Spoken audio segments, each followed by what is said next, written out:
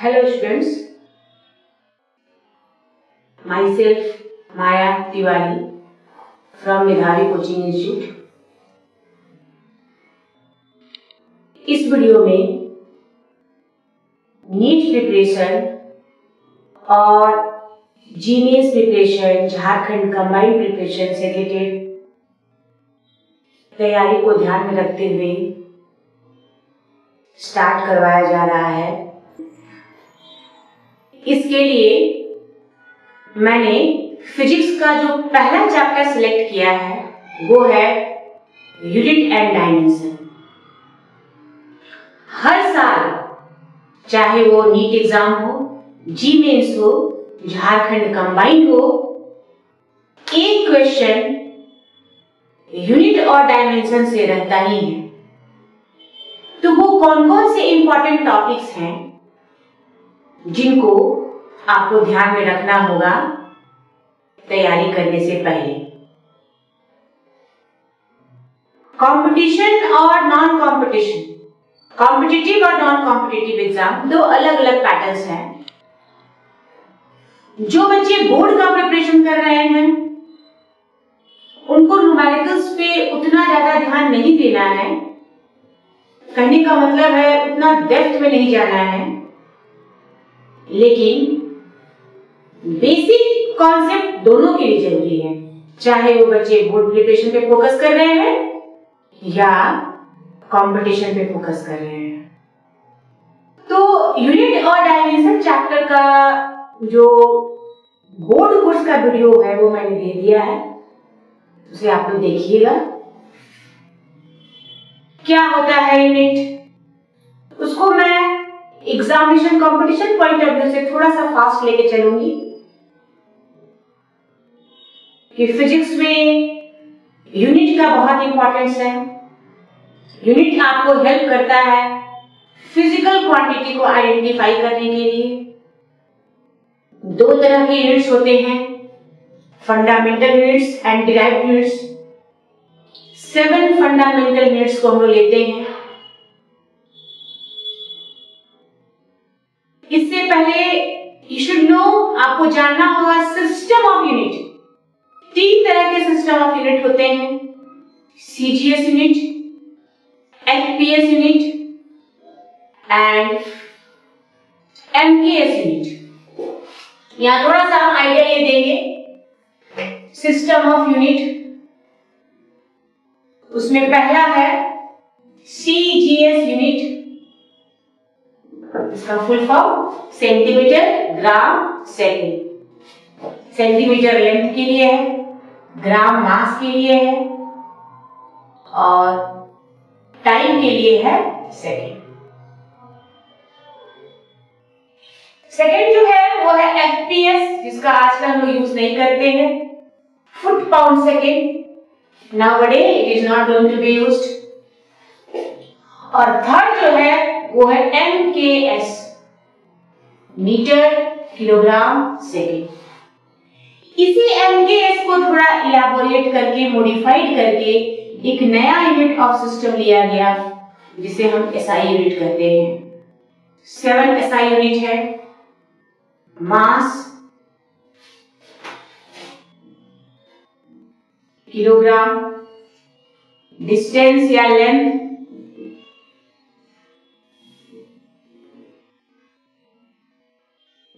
Metre, time, second, current, ampere, temperature, calorie, luminous intensity, candela, amount of substance, mole.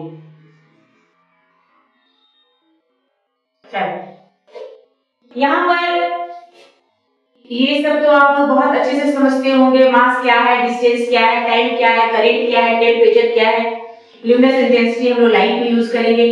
Amount of substance थोड़ा नया है, जिसे हम लोग केमिस्ट्री में यूज करते हैं, मोल कॉन्सेप्ट में यूज करते हैं। क्या होता है मोल? Is the mole. तो जिस तरह से हम लोग किसी भी बॉडी के मास को किलोग्राम्स के फॉर्म में नापते हैं, जितने भी एलिमेंट्री पार्टिकल्स हैं they are very very small, और इन एलिमेंट्री पार्टिकल्स को किलोग्राम और ग्राम में नापना आसान नहीं होता है। इलेक्ट्रॉन्स, मॉलिक्यूल्स, एटम, आयंस, ये सारे एलिमेंट्री पार्टिकल्स जो होते हैं, कंस्टिट्यूटिव पार्टिकल्स जो होते हैं, इन्हें किलोग्राम और मास के फॉर्म में आप ग्राम के फॉर्म में मेजर करना पॉसिबल नहीं है। जैसे मास ऑफ हाइड्रोजन, तो हाइड्रोजन का मास 1.67 × 10⁻27 किलोग्राम, ये बहुत छोटा यूनिट है। इसको आप डायरेक्टली किलोग्राम में एलिमेंट्री पार्टिकल्स में पॉसिबल नहीं है। इसीलिए हम लोग कलेक्शन ऑफ पार्टिकल यानी 6.023 × 10⁻23 पार्टिकल्स, आप इस पार्टिकल्स की जगह एटम्स यूज कर सकते हैं, आयंस यूज कर सकते हैं, मॉलिक्यूल्स यूज कर सकते हैं। इसको कंबाइंड फॉर्म में हम लोग क्या बोलते हैं? मोल बोलते हैं। इसी को एक और नाम दिया गया है, that is Avogadro number. 6.023 × 10⁻23 particles collectively called mole और अवोगाड्रो नंबर। तो ये 7 ऐसा यूनिट्स हैं जिनका हम लोग को यूज करना है। हम अभी बताएंगे कि कैसे इसको प्रैक्टिकली हम लोग को यूज करना है न्यूमेरिकल्स को बनाने में। कहने के लिए तो सिर्फ एक क्वेश्चन ही आएगा, चाहे वो जी मेंस हो, चाहे वो झारखंड कंबाइंड हो, चाहे वो नीट हो, मगर वह एक क्वेश्चन 4 मार्क्स का है, तो इसका इंपॉर्टेंस कम नहीं है। आपको उसको ध्यान देना है कि वो कौन कौन सा पार्ट है जिससे क्वेश्चंस को हम लोग ले सकते हैं कॉम्पिटिटिव एग्जाम्स में। ये 7 ऐसा यूनिट्स हैं। अब यूनिट्स के साथ एक चीज हम लोग को और जानना है, डायमेंशन। क्या होता है डायमेंशन? तो जितने भी फंडामेंटल पार्टिकल्स है, you can say it is a part to which different fundamental units are raised. जैसे अगर आपको कहा जाए स्पीड, तो आप स्पीड को यूनिट बोलेंगे मीटर पर सेकेंड। अब जब हम लोग को इसका डायमेंशन लेना होगा, इसका हम लिस्ट आप लोग को तैयार करवाएंगे, डायमेंशन लेना होगा, तो मास के लिए डायमेंशन हम लोग यूज करते हैं वो है कैपिटल एम। डिस्टेंस के लिए जो डायमेंशन हम लोग यूज करते हैं वो कैपिटल एल, और टाइम के लिए डायमेंशन यूज करते हैं वो कैपिटल टी। बाकी अपना इसी फॉर्म में रहेगा, इट विल नॉट चेंज, ये ऐसे ही रहेगा। तो अब आप इस यूनिट को डायमेंशन के फॉर्म में कन्वर्ट करेंगे, this is L/T, you can से LT - 1। तो जो पावर्स के फॉर्म में फंडामेंटल यूनिट्स को रेज करते हैं, it is a power to which different fundamental units are raised, उसी पावर को हम लोग क्या कहेंगे? Dimension. This is the dimension of speed.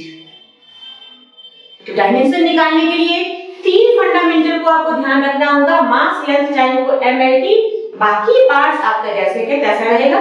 जिस सिंबल्स में उसी सिंबल्स में यूज करेंगे, और इसको हम लोग इसका डायमेंशन यूज करेंगे।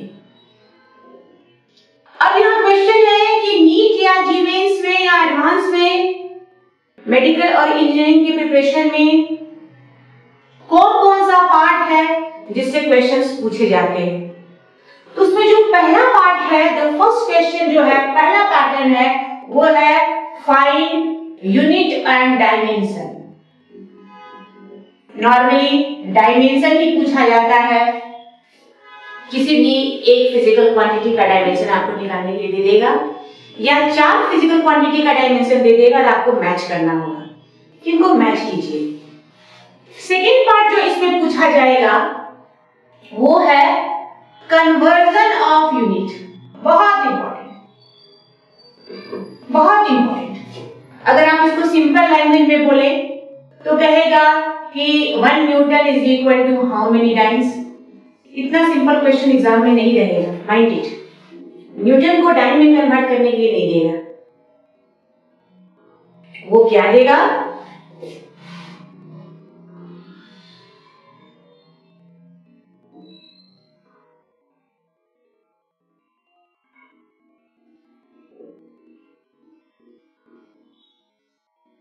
वो ये देगा, कन्वर्ट न्यूटन मीटर स्क्वायर पर kg square into dyne centimetre square into gram square. तो सेकेंड पार्ट है that is called conversion. Dimension का 3 यूजेस है, बहुत इंपॉर्टेंट है। Dimension is very very important part. आपका 3 यूजेस है इसका। फर्स्ट है to convert one system of unit into other system, ये है newton to dyne, joule to erg. Second है चेकिंग का फॉर्मूला, आपको चेक करना रहेगा S is equal to UT plus half AT square को चेक कीजिए कि ये डायमेंशन करेक्ट है कि नहीं। इस पार्ट से क्वेश्चंस नहीं रहेंगे, नॉर्मली बहुत ना के बराबर। और तीसरा पार्ट जो होता है वो है डिराइव द यूनिट। आपको एक लंबा क्वेश्चन दे देगा, suppose a body is moving on a circular path, its mass is given m, the radius of the path is r, and the speed or velocity acquired in the motion is v. Derive the expression of force developed when the body is in a motion on the circular path. तो यहाँ पर आपको इस equation को derive करना होगा कि F is equal to mv square by r होता है, ये आपको डायमेंशनली डिराइव करना होता है। तो ये पार्ट बोर्ड के लिए बहुत इंपॉर्टेंट है, इसको हम बोर्ड के कोर्स में अलग से लेके चलेंगे। 5 मार्क्स के लिए डिराइवेशन, 3 या 4 मार्क्स के लिए 11th के एग्जाम के स्टूडेंट्स के लिए बहुत इंपॉर्टेंट है। क्वेश्चंस इससे आते हैं, मगर कंपटीशन में ये कोई जगह नहीं ले पाता है। तो यही 3 पार्ट है। फर्स्ट है यूनिट एंड डायमेंशन, सेकेंड है कन्वर्जन, और एक और बहुत इंपॉर्टेंट पार्ट है error, very very important. Error से क्वेश्चंस अभी आपको मैं नीट का क्वेश्चन पेपर दिखाऊंगी, और कुछ मैंने मेंस के लिए भी इंजीनियरिंग के क्वेश्चन पेपर भी कलेक्ट किए हुए हैं। कैसे क्वेश्चन एरर से पूछेगा, कैसे क्वेश्चन कन्वर्जन ऑफ यूनिट से पूछेगा, डायमेंशन से पूछेगा, एक एक करके हम इस वीडियो में डिस्कस करेंगे। तो फर्स्ट क्वेश्चन मैंने जो लिखा है यहाँ, right the dimension of the following. यहाँ जो पहला क्वेश्चन मैंने लिखा है, right the dimension of the following. आपको डायमेंशन निकालना है। अब उसमें आपको अलग अलग फिजिकल क्वांटिटी को ध्यान में रखते हुए उसका फॉर्मूला को मेमोराइज करना होगा। यहाँ पर ये बहुत इंपॉर्टेंट पॉइंट है समझना कि आप नीट या इंजीनियरिंग का तैयारी कर रहे हैं, जिसके लिए 11th और 12th का सिलेबस कंप्लीटली फुली, जैसे अभी कुछ टॉपिक्स बोर्ड में ओमिट किए गए हैं मगर वो कंपटीशन में आते हैं, लॉजिक को हटा दिया गया फिजिक्स में बोर्ड में मगर कंपटीशन में आते हैं। तो आपको ध्यान में रखना है कि जब आप ये टॉपिक को, जब इस पे बेस्ड क्वेश्चंस को बना रहे हैं तो फॉर्मूला सारा याद रहना चाहिए। अगर फॉर्मूला याद नहीं रह रहा है, आप बुक के हेल्प से उसको बना रहे हैं, तो इसका कोई भी एडवांटेज आपको नहीं मिलेगा। जैसे मैंने पहला क्वेश्चन दिया है, Planck's constant, impulse, electric potential, universal gravitational constant, electric field. मैंने 5 एग्जांपल्स दिया है, इसको आपको करना है। तो प्लैंक्स कांस्टेंट का जिक्र कहाँ आता है? प्लैंक्स कांस्टेंट हम लोग एटॉमिक स्ट्रक्चर चैप्टर में पढ़े हैं कि एनर्जी ऑफ अ फोटॉन्स कितना होता है, E is equal to h into जहाँ E क्या है एनर्जी, h क्या है प्लैंक्स कांस्टेंट, W क्या है फ्रीक्वेंसी ऑफ द फोटॉन्स। ये बहुत इंपॉर्टेंट फार्मूला है और इस फार्मूला से बहुत सारे क्वेश्चंस पूछे जाते हैं कंपटीशन में। तो यहाँ पर आपको ये अगर फार्मूला याद नहीं रहेगा तो आप इसको रट्टा मार के नहीं लिख सकते हैं। आपको याद रखना होगा कि फार्मूला याद रहे, और एनर्जी का यूनिट जूल होता है। कुछ फंडामेंटल्स क्वांटिटी का नाम आपको मेमोराइज करना पड़ेगा, जैसे mass kilogram, length metre, time second, speed metre पर सेकेंड या LT-1, एक्सेलरेशन मीटर पर सेकेंड स्क्वायर या LT-2, force ML-T-2, energy ML2T-2। ये कुछ ट्रिक्स आपको दिमाग में लेके चलना पड़ेगा, ये आपको दिमाग में रखना पड़ेगा कि मास m, distance l, time dimension के फॉर्म में रखेंगे तो ज्यादा अच्छा है। मान लीजिए यूनिट आपको याद नहीं है, आप डायमेंशन को ही दिमाग में लेके चलें, यूनिट में हो जाएगा। Speed lt-1, acceleration lt-2, force mlt-2, energy ml2t-2।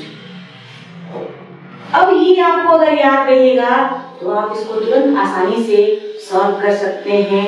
Frequency क्या होता है, तो frequency is a reciprocal of time period, और टाइम पीरियड का क्या होगा, फ्रीक्वेंसी का क्या होगा, t इनवर्स। अब इसको आप सॉल्व कर लीजिए। E is equal to H is equal to E by nu. इसका डायमेंशन अगर आप इसको डिटेल में जाना चाहते हैं तो जूल पर 1 इंटू सेकेंड,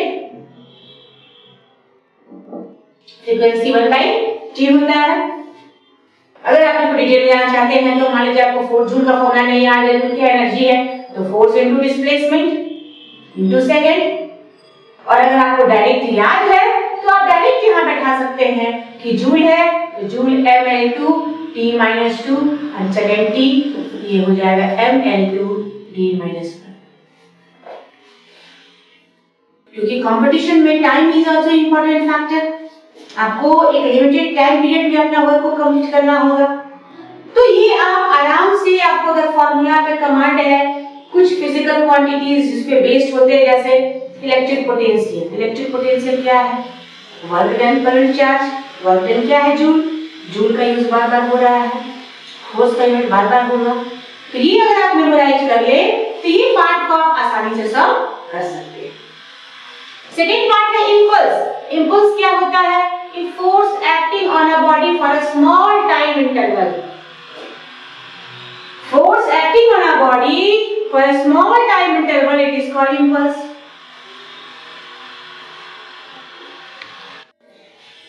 तो इंपल्स क्या होता है, force into small time interval, force acting on a body for a small time interval.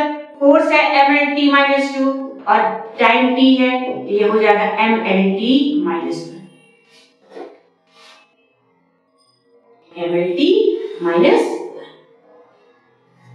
Electric potential, electric potential के लिए क्या यूज करेंगे, electric potential V, it is work done to bring a unit positive charge from infinity to a given point, that is simple, W by Q. W is the work done, it is joule per coulomb। और coulomb के लिए हम लोग use किए हैं SI unit के term में। Minded, coulomb को आप C के फॉर्म में यूज नहीं कर सकते हैं, इसको आपको डायमेंशन के फॉर्म में यूज करना पड़ेगा। एम्पियर इनटू सेकंड, ये हो जाएगा ml2t-2, here A और ये T, you can write ml2t-3 A inverse। This is the dimension of potential। उसके बाद यूनिवर्सल ग्रेविटेशनल कांस्टेंट। तो यूनिवर्सल ग्रेविटेशनल कांस्टेंट के लिए आपको फोर्स का याद करना पड़ेगा, force of gravitation G m1 m2 by r square, so G is equal to F into r square by m square, that is Newton meter square by kg square। Newton is mlt-2, this is L square and kg is m square, so you can say minus m minus 1 L cube t-2।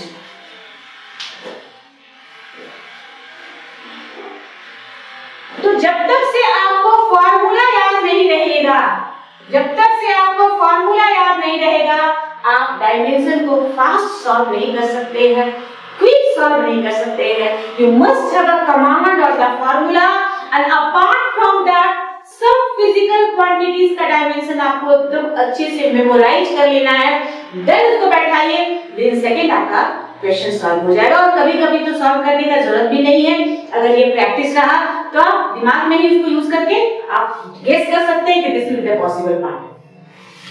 Electric field, electric field क्या है, तो force experience by charge body, force is the newton by coulomb, newton is ml-2, here A into T, so ml-T-3 A inverse, this is the dimension of electric field। तो इस तरीके से ये सारा point आप अच्छे से याद कर लेंगे, लेकिन सारे डायमेंशंस जितने भी फिजिकल क्वांटिटी हैं, जितने भी फिजिकल क्वांटिटी को आपको फिजिक्स में जानना है, सारे का, चाहे वो 11th हो चाहे वो 12th, you have to make a list of all the physical quantity at a single place and you have to memorise the formula related with that part, then only you can easily write the dimension of the required part. तो first part मैंने बताया कैसे आप किसी भी physical quantity का unit को calculate करेंगे। अब उसका सेकेंड पार्ट आपको निकालना है डायमेंशन और कन्वर्जन। जैसे ये क्वेश्चन में कुछ लिखा है, convert 1 newton into dyne if the value of pressure is 10 to the power 6 dyne per centimeter square in CGS, convert into SI unit, convert what 10 joule into work. Second question, if the unit of mass, length and time be double, then how will the unit of power will change? बहुत important, this questions बहुत important है, ये हमेशा आप check कर लीजिए। ये van der Waals equation है, हर साल मैक्सिमम ईयर में ये रिपीट होता है। वंडरवाल इक्वेशन का डायमेंशन आपको कैलकुलेट करना है, इस तरह का क्वेश्चंस एग्जाम में रहते हैं। तो एक एक करके हम लोग डिस्कस करेंगे। जब भी आपको क्वेश्चंस कन्वर्जन में करना होगा तो इसके लिए हम तरीका बताएंगे और शॉर्ट ट्रिक्स भी कराएंगे। कन्वर्जन के लिए हम लोग फॉर्मूला यूज करते हैं N1U1 is equal to N2U2, जहां N1 क्या है, numerical value of first unit, U1 क्या है, unit of the first unit, first system of unit, N2 क्या है, numerical value of the second, and U2 is the, तो यहाँ पर आपको कन्वर्ट करना है न्यूटन 1, N1 की जगह यहाँ पर क्या हो जाएगा 1 और न्यूटन की जगह यूनिट क्या हो जाएगा, तो न्यूटन का होता है mLt-2, आप इसको ले लेंगे m1 L1 T1-2। N2 आपको फाइंड करना है और इसका U2 आपको किस में लेना है, इसको m2 L2 T-2। पहले हम उसका सारा प्रोसेस बताएंगे, फिर फास्ट कैसे सॉल्व करना है वो भी सिखाएंगे। तो आप इसको फॉर्मूला के फॉर्म में यूज कर लीजिए, N2U2 is equal to N1U1, so N2 is equal to N1U1 by U2। N1 की जगह 1, U1 की जगह m1 L1 T-2 divided by here m2 L2 T2-2। अब आपको ये SI यूनिट है न्यूटन, यानी मास किलोग्राम में है, लेंथ मीटर में है, टाइम सेकंड में है, आपको इसको कन्वर्ट करना है ग्राम के फॉर्म में। यहाँ पर अगर आप डायमेंशन की जगह यूनिट भी लिखते हैं तब भी चलेगा। सपोज आप डायमेंशन यूज ना करके आप लिख दीजिए इसको कि आप इसको लिखते हैं किलोग्राम मीटर पर सेकंड स्क्वायर, किलोग्राम मीटर पर सेकंड स्क्वायर न्यूटन के लिए, और यहाँ पर आप इसको लिख सकते हैं ग्राम सेंटीमीटर पर सेकंड स्क्वायर, तो ये भी ज्यादा सही है। आप इससे भी यूज कर सकते हैं। अगर डायमेंशन आपको कंफ्यूज कर रहा है तो आप kilogram divided by gram, metre divided by centimetre और S2 कैंसिल कर देगा। अब 1 kilogram is equal to 1000 gram, 1 metre is equal to 100 centimetre divided by gram, here second square, ये आ गया 10⁵ ग्राम सेंटीमीटर पर सेकेंड स्क्वायर। यानी आपको ये याद रखना होगा कि इसका आगे यूज होगा 1 newton is equal to 10⁵ dyne. Very very important information. तो एग्जाम्स में इतना स्टेप्स को लेके नहीं चलेंगे हम लोग।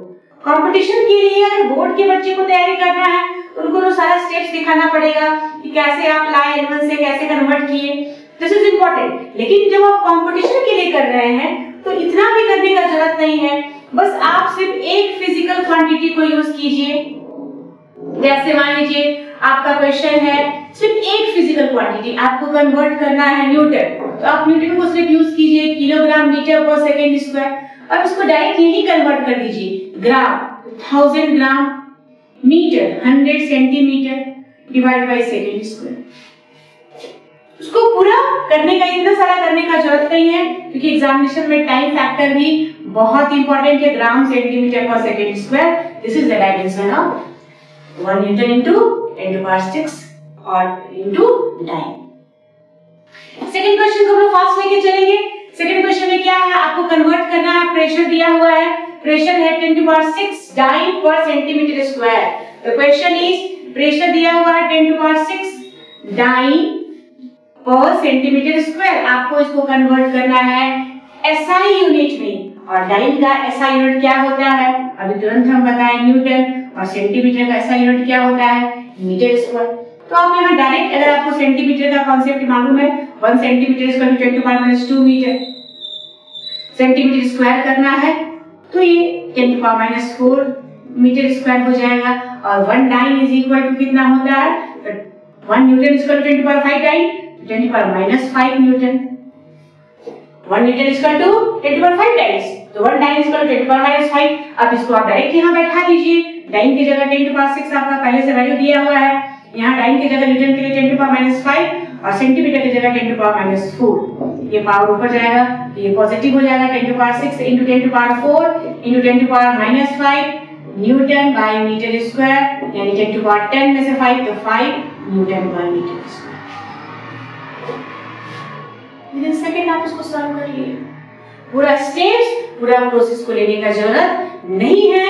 This is the important questions जो कि, लेकिन ये सारे इंफॉर्मेशन सेंटीमीटर को मीटर में चेंज करेंगे, किलोग्राम को ग्राम में चेंज करेंगे, मिलीमीटर को सेंटीमीटर में चेंज करेंगे, मिलीमीटर को डेसीमीटर में चेंज करेंगे, ये सारा इंफॉर्मेशन आपको रहना चाहिए। नॉर्मली स्टूडेंट्स इन सभी बातों को ध्यान नहीं देते हैं, मैं अपने एक्सपीरियंस के आधार पे बोल रही हूँ। आई am just telling you on the basis of my experience. Miss हो जाएगा बाद में, एग्जाम के समय हम लोग कर लेंगे। No, you have to practise for that. आपको इसका हैबिट डालना होगा कि ये काम हमको करना है। You have to solve the question, you have to calculate the question to increase your speed, तभी ये काम फास्ट जाएगा। उसके बाद third question 10 joule into earth. आप इसको फिर से डायरेक्ट आप इसको कन्वर्ट कर सकते हैं 10 जूल इनटू अर्थ, तो 10 जूल है जिसको आपको अर्थ में कन्वर्ट करना है। जूल का मतलब क्या है kilogram metre square by second square. आप इसको बहुत फास्ट विद इन सेकंड ये बन जाएगा 1000 ग्राम। 100 मीटर इज 100 सेंटीमीटर स्क्वायर है, तो square centimetre square by second square. This is 4 and 3 7 10⁻⁷, और पहले से 10 दिया हुआ है 10⁸। आप इसको दिमाग में रखना है कि 10 into 10⁷ अर्ग, और इसको आप कंबाइंड रूप से 10⁸ अर्ग लिख सकते हैं। तो यहाँ पर दिमाग में लेकर चलना है। यू हैव टू मेमोराइज कि 1 newton is equal to 10⁵ times. कुछ टर्म्स कुछ ट्रिक्स है जो आपको दिमाग में लेना है। हर वीडियो में मैं बताऊंगी कैसे यूज करना है, किस तरह फास्ट जाना है। 1 जूल इज इक्वल टू 10⁷ अर्ग। ये आपको शॉर्ट ट्रिक्स याद करना है। 1 metre is equal to 100 centimetre. ये सब छोटी छोटी बातें हैं, इसको कहने के लिए तो ये बहुत छोटी बातें हैं, but this is a big matter. According to my experience, it is a big matter. You have to be ready for that. तभी आपका माइंड उस समय फास्ट जाएगा। Second question क्या है? If the unit of mass, length and time be double, then how will the power will change? आपको competition में अगर क्वेश्चन दिया हुआ है कि मास, लेंथ और टाइम डबल हो गया तो आप पावर को कैसे चेंज करेंगे? आप उसको डायरेक्ट बना सकते हैं बिना किसी कैलकुलेशन के, बिना किसी प्रॉब्लम के। आप पावर का फॉर्मूला लिखिए। पावर क्या होता है? Water per unit time. अगर आपको पावर का डायमेंशन याद नहीं है तो इसको फटाफट बाई टी, ये हो जाएगा ml/t-3। This is the dimension of power. What is power? Work done per unit time. अब यहाँ पर क्या है? मास, लेंथ एंड टाइम सभी को डबल कर दिए, तो मास को हम कर दिए 2m, लेंथ को भी डबल कर दिए तो 2l का होल स्क्वायर, और टाइम को भी आप डबल कर दिए तो 2t का पावर क्यूब। अब आप इसको लिख दीजिए। पावर क्या होगा? 2 into 4 ml², और ये t का पावर -3 8। क्या हो जाएगा? Power will not be affected. Power में कोई चेंज नहीं होगा। अगर आप मास, लेंथ और टाइम सबको डबल कर देते हैं फिर भी उसका पावर चेंज नहीं होगा। It will not be affected. इसके बाद ये part, this is very very important. पूरे डायमेंशन में हम स्टूडेंट्स को सजेस्ट करते हैं कि सबसे पहले आपको डायमेंशनल पार्ट को बहुत अच्छे से करना है, उसको बहुत अच्छे से मेमोराइज करना है, दिमाग में लेना है। उसके बाद ये पार्ट। और तीसरा एरर के लिए एक लंबा वीडियो मैं दूंगी। I will give a special video based on error. बहुत इंपॉर्टेंट पार्ट है। एडिशन में कैसे एरर यूज करते हैं, सब्सट्रैक्शन में कैसे करते हैं, मल्टीप्लिकेशन में कैसे करते हैं, डिवीजन में कैसे करते हैं। I will give separate video for that.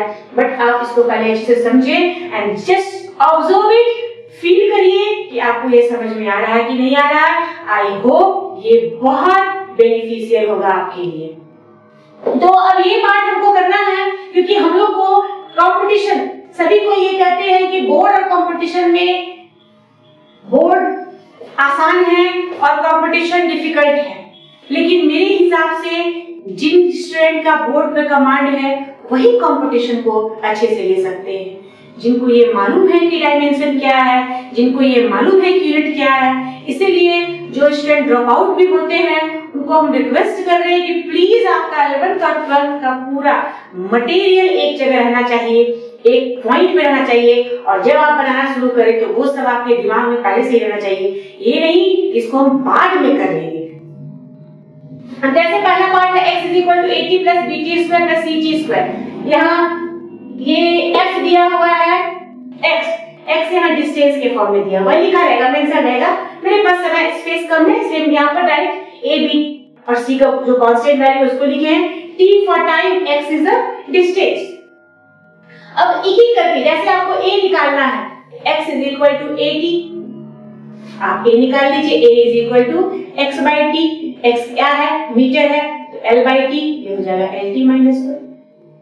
अब यहाँ सॉल्व करने का भी जरूरत नहीं है। b है lt-2, c है lt-q। डायरेक्ट आप कर सकते हैं। अगर आपको b निकालना है x/t², तो आप लिख सकते हैं lt-2। c है तो x, आप डायरेक्ट इसको कर सकते हैं t-q, तो lt-q। सेकंड बिना कैलकुलेशन। यहाँ पर भी आपको E एनर्जी है, अल्फा कैलकुलेट करना है। m is the dimension of mass, l is the dimension of length, t is the dimension. आपको अल्फा निकालना है तो E = alpha m, alpha E/m। ये स्टेप्स, ये फॉर्मेलिटीज कंपटीशन में नहीं होते हैं, स्पेस बहुत कम रहता है। अगर आप नीट का पेपर को देखें तो नीट का पेपर में स्पेस, एक पेपर के एग्जाम 1 या 2 पेपर रहता है। हम आपको ये दिखाना चाहेंगे कि नीट के क्वेश्चन में कितने स्पेस का रहता है।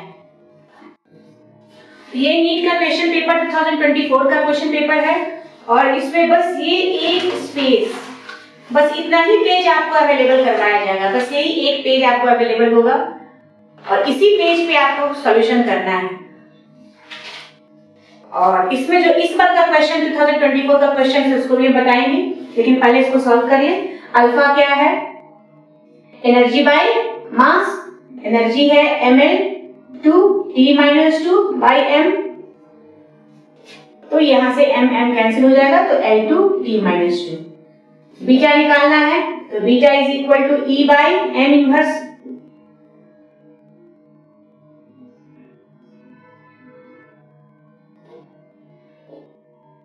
बीटा क्या है, E/m इनवर्स। m इनवर्स को ऊपर ले जाएंगे आप, ये पॉजिटिव हो जाएगा इनटू m।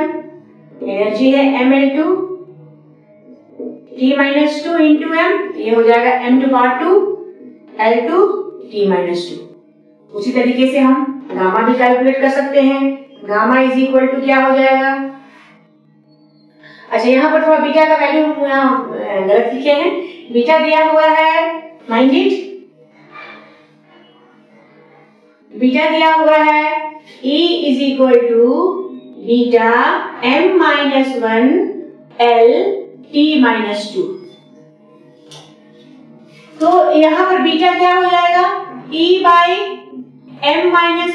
L t-2। अब E का वैल्यू आप बैठा दीजिए, mL2 t-2, ये positive, L negative, T positive, T से T कैंसिल, L से L कैंसिल हो जाएगा, यानी m⁻² L। ये part.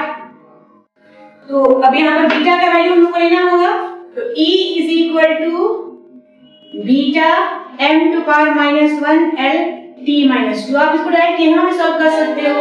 ml2 t minus 2 beta m minus 1 l t minus 2।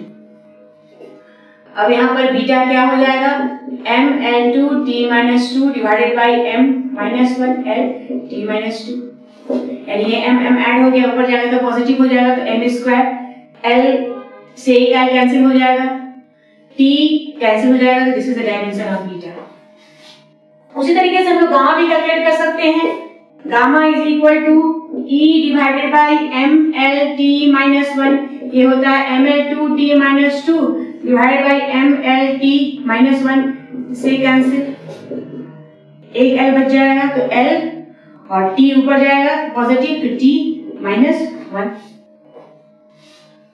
तो इस तरह से हम लोग इस क्वेश्चन को सॉल्व कर सकते हैं।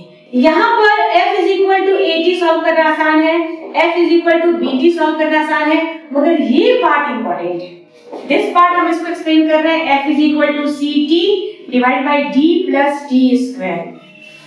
ये कैसे आप सॉल्व करेंगे? यहाँ d और t के बीच प्लस का साइन है, और हम किसी दो चीज को तभी प्लस करते हैं जब उनका वैल्यू सेम होता है। If the two physical quantities have same unit, then only we can add. So d is equal to t square, that is t to power 2. Now you can find f is equal to c t divided by t square. Here you put the value of c into t divided by t square.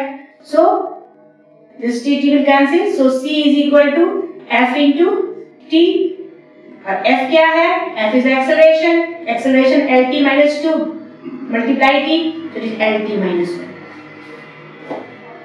Mind it, ये part, this is, अगर आप किसी भी physical quantity को plus या minus के साथ देखते हैं तो उसका वैल्यू वही होगा जिसके साथ वो ज्वाइन किया है।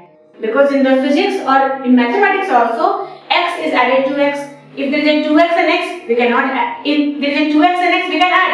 But if there is a 2x and plus 2, we cannot add. तो यहाँ पर दोनों फिजिकल क्वांटिटी का यूनिट रहेगा सेम, तभी हम लोग सेम ऐड कर सकते हैं। तो ये हमको एज्यूम करके चलना पड़ेगा कि इनका यूनिट क्या है, सेम है, then only we can find the value of. अब this is the van der Waal equation. Van der Waal equation बहुत इंपॉर्टेंट है, इससे हर साल क्वेश्चन पूछे जाते हैं, वेरी वेरी इंपॉर्टेंट। इस बार का जो क्वेश्चन आया है उसको भी हम डिस्कस करेंगे। बहुत इंपॉर्टेंट क्वेश्चन, बहुत इंपॉर्टेंट कॉन्सेप्ट इस बार का जो आया है, I will discuss that in detail. तो वंडर वाल इक्वेशन ये है, जैसे दो पार्ट है इसका, p plus a by v square और दूसरा है v माइनस b। ये कांस्टेंट पार्ट है, इसलिए इसको हम लोग अवॉइड कर सकते हैं, कांस्टेंट है। दिस इज nRT कांस्टेंट है, तो v is equal to b। Volume है, v is equal to l। और यहाँ आप इसको लिख सकते हैं p is equal to, minus plus का कोई इंपॉर्टेंस नहीं है, तो a is equal to p into v square. p is the pressure, force by area, force by area, and this is the volume, is a volume square है। आप इसका dimension बैठा दो, न्यूटन, यहाँ मीटर स्क्वायर, यहाँ metre cube का power 2, volume का square है, तो यह हो जाएगा न्यूटन मीटर 6, ऊपर चला गया 2, तो न्यूटन मीटर माइनस प्लस 4। अब ये m l t माइनस 2 ये डायमेंशन होता है, l का पावर 4, ये हो जाएगा m l 5 t minus, this is the dimension. यहाँ ध्यान रखना है, कैलकुलेशन में थोड़ा सा ध्यान रखना, हो सकता है आपसे कुछ मिस हो जाए, ध्यान be careful. Force area, pressure is the force by area, so force is the newton, area is the metre square, and volume square है, तो volume is the metre cube का whole square to the power 6। तो इसको आप इस तरह से solve कर सकते हैं। अब हम लोग को देखना है कि नीट में कौन सा क्वेश्चन आया है इस बार। इस बार का जो 2024 था उसमें जो नीट से क्वेश्चन आया है वो कैसा क्वेश्चन है, जिस पैटर्न को मैंने बताया है उस पैटर्न पे है कि नहीं है। तो क्वेश्चन नीट में था क्वेश्चन नंबर 50। ये क्वेश्चन नंबर 50 दिया हुआ है, f is equal to alpha T square plus beta T. और इस क्वेश्चन में आपको बताना है, you have to find dimensionless quantity. इसमें कौन से फैक्टर, 4 ऑप्शन दिया हुआ है और आपको डायमेंशन लेस क्वांटिटी को फाइंड आउट करना है। तो डायमेंशन लेस आप तभी पता कर पाएंगे जब आपको पता हो कि अल्फा का वैल्यू क्या है और बीटा का वैल्यू क्या है। तो जैसे मैंने पहले वाला क्वेश्चन बताया, F is equal to alpha T square, F is the force and T is the time। तो अल्फा हो गया न्यूटन पर मीटर स्क्वायर और बीटा क्या हो गया, न्यूटन पर मीटर। अब यहाँ 4 ऑप्शन दिया हुआ है, अब ध्यान दीजिए 4 ऑप्शन दिया हुआ है, यानी अगर अल्फा को, sorry not metre square, newton पर second square, T is the time है ना, सेकंड स्क्वायर, यहाँ भी सेकंड्स। अब आपको यहाँ पर न्यूटन को न्यूटन से कैंसिल करना है, यानी अल्फा को बीटा से डिवाइड करेंगे या बीटा को अल्फा से डिवाइड करेंगे, यही दो ऑप्शन हो सकता है। सेकंड स्क्वायर और सेकंड है, तो इस सेकंड को भी कैंसिल करना पड़ेगा, यानी अगर हम अल्फा में टाइम ले लें और बीटा से डिवाइड कर दें तब अल्फा इज अ न्यूटन पर second square, beta is Newton into second और एक सेकंड पहले से फार्मूला में दिया है, तो ये सारा चीज कैंसिल हो जाएगा, ये डायमेंशन लेस क्वांटिटी हो जाएगा। तो इसमें ऑप्शन क्या है, ऑप्शन 2। यानी इस पार्ट में आपको पहले अल्फा और बीटा कैलकुलेट कर लेना है, जो मैंने अभी बताया।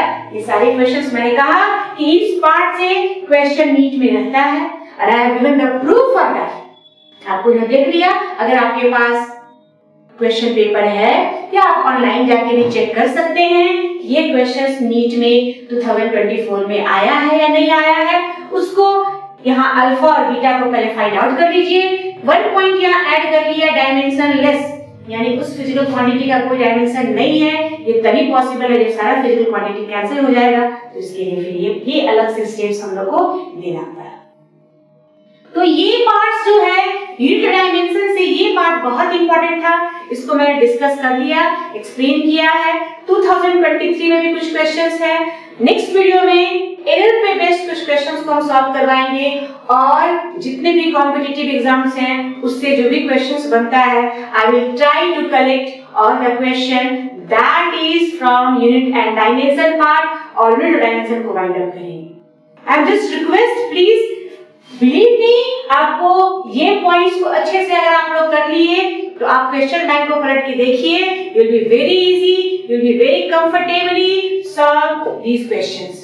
बस इसका टेक्निक्स याद रखना है कि आप कभी भी यूनिट डायमेंशन को सॉल्व करने जा रहे हैं तो सारे फिजिकल क्वांटिटीज, चाहे वो प्लैंक कांस्टेंट हो, चाहे वो बोल्ट्जमैन कांस्टेंट हो, चाहे वो लुमिनस इंटेंसिटी हो, चाहे वो फ्लक्स हो, चाहे वो सेल्फ इंडक्शन हो, चाहे वो म्यूचुअल इंडक्शन हो, सारे फिजिकल क्वांटिटीज का यूनिट आपको याद रहना चाहिए और जिसपे वो बेस्ड है, जैसे पोटेंशियल, वर्क डन, तो वर्क डन का यूनिट आपको याद रहना चाहिए, पावर का यूनिट याद रहना चाहिए, प्रेशर का यूनिट याद रहना चाहिए, ताकि उसके साथ कुछ अलग से वैल्यू हम लोग ऐड करें। जैसे प्लैंक्स कांस्टेंट था energy into Planck constant into time, तो एनर्जी में टाइम, अगर एनर्जी का आपको डायमेंशन याद है mL2T-2, उसमें टाइम को ऐड करना आसान होगा। तो इस तरह से हम नेक्स्ट वीडियो में कुछ और लेकर आएंगे और डेफिनेटली वो पार्ट आप लोग के लिए बहुत ही यूजफुल होगा। Thank you.